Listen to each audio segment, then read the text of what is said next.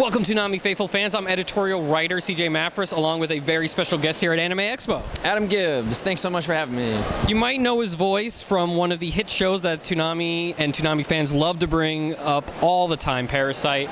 It seems like it's a show that's near and dear to your heart for a lot of reasons. It is. It's a show that opened a lot of doors for me, and because it is a bigger title, and a lot of people kind of feel the passion for that show, and so it's nice to kind of get to share that feeling with the fans.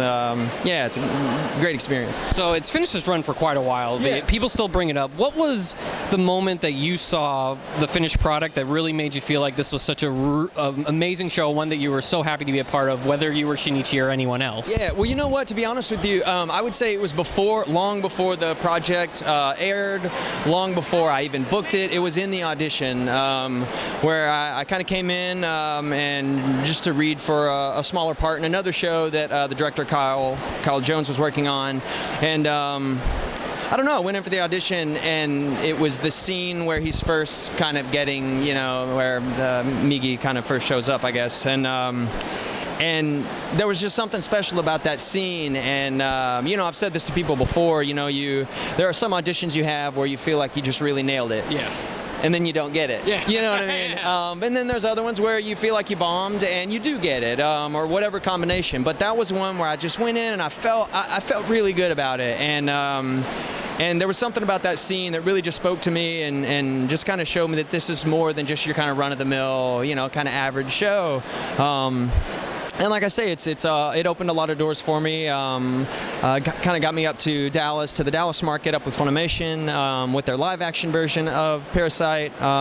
So yeah, it's a show that I get a lot of feedback from the fans, and I think rightfully so. It's a great show. How did it feel hearing your voice as long as it was, especially for when they reran it too, on the iconic block Toonami, where like everyone in America seems to have their gateway into anime from that block, and hearing your voice, whether it be promos, the actual show, and all that, like how did it feel for you being able to be like, whoa, that's me? Yeah, for me it was pretty epic, I mean, I started voicing in about 2012, but I've been acting professionally for much longer than that, and started acting on stages when I was 5 years old as a kid, so I've many times come in, seen my work on tape or on film or hearing my voice, and when I first started out, I think with a lot of actors, it's cringeworthy, because you're just not used to hearing your own voice. But by the time Parasyte came about, I had quite a few credits and had gotten accustomed to hearing myself, and yeah, it was pretty special. And because it was such a significant part,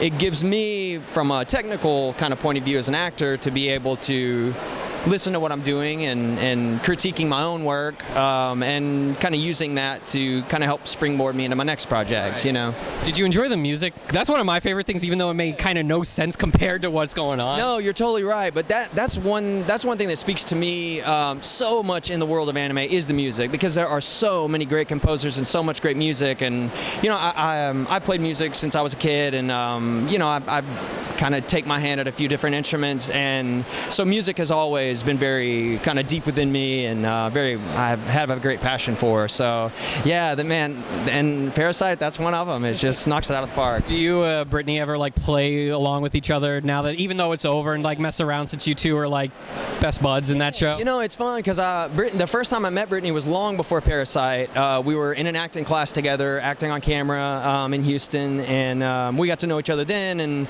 worked on a couple of commercials and things like that. And but it's fun. I forget what con it was, but there was one that she was at last year sometime, and there was a guy, a Shinichi that she found with the Migi hand and everything, and so yeah, she took a quick shot with them and sent it over to me, and it's nice to be able to kind of share that. It seems like everyone on the cast really enjoyed it. Now, I know we could talk about Parasyte all day, but there is one Simuldub from Funimation that you're in.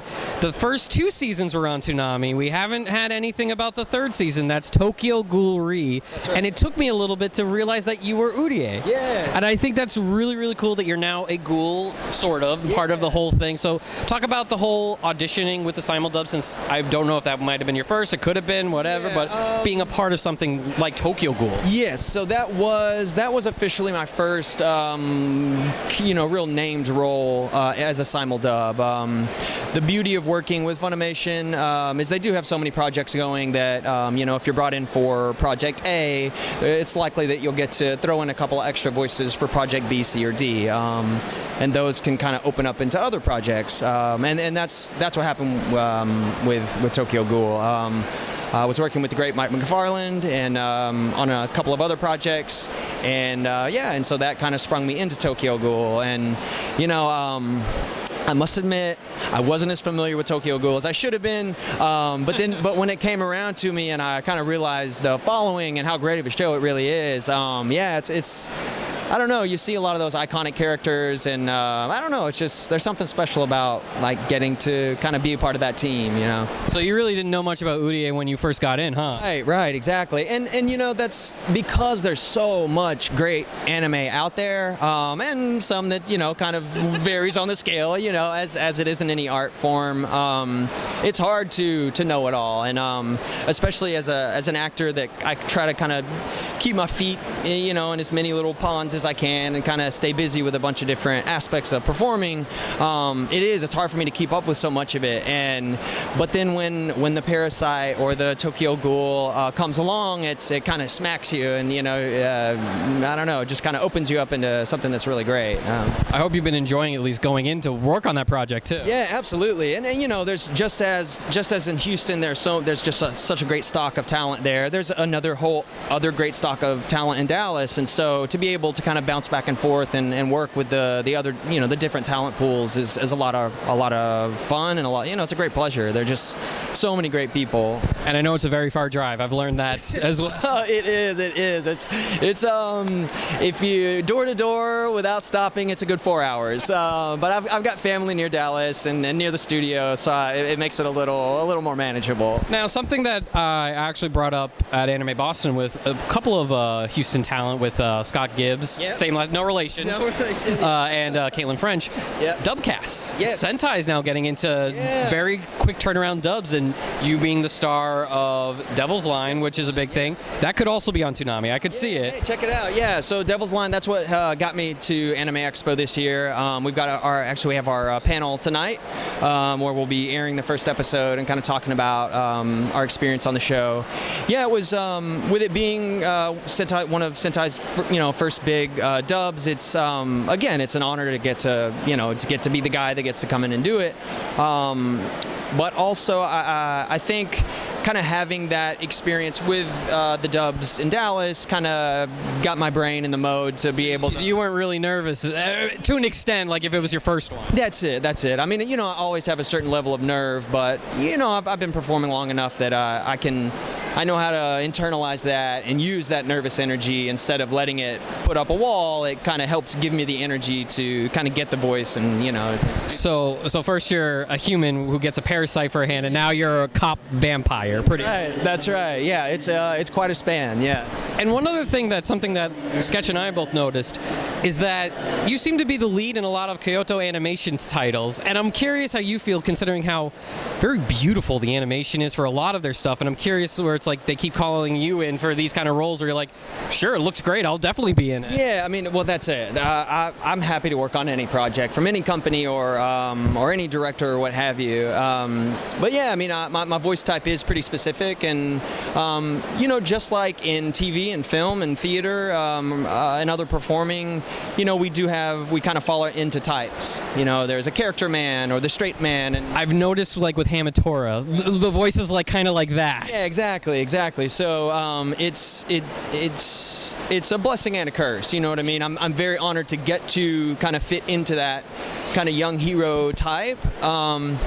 But the curse of it is that you see all those fun, meaty character parts that it's like, oh, it would be so fun to get to do that one or that one or that one. But, I'm kind of seen in a different light generally. But what's fun about, the more projects you work on, the more it snowballs, and the more opportunities you do get to kind of step outside your comfort zone and try a different voice, or Is it pretty much saying you wanted to be who Scott Gibbs is in Food Wars? Yeah. That kind crazy. Yeah, exactly. Yeah.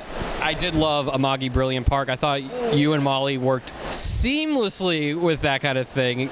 So it's just one of those things where, like, you see that, you see the chemistry, and then you go to another Kyoto Animation, you're just like, it's still there with other people too. So it seems like it's almost as if like they might be like, yeah, you know, that we should probably pick him for more kind of things. Kind of to wrap this up, is there any kind of project you want to tell the fans to kind of like check out if they can? Something that you can talk about, obviously? So like we mentioned, Devil's Line is on High Dive currently, which I'm very excited about. Again, Tokyo Ghoul that you can see on Funimation now, I believe is the... Hopefully on Toonami sometime. Hopefully. And for all other projects that I'm working on, you can check out my website, www.iamadamgibbs.com. That's got all my resumes and all my experience and photos and a lot of other fun things. And the real question is, do you have a Twitter for them to follow? I do. That's on my website as well. Adam N. Gibbs, at Adam N. Gibbs.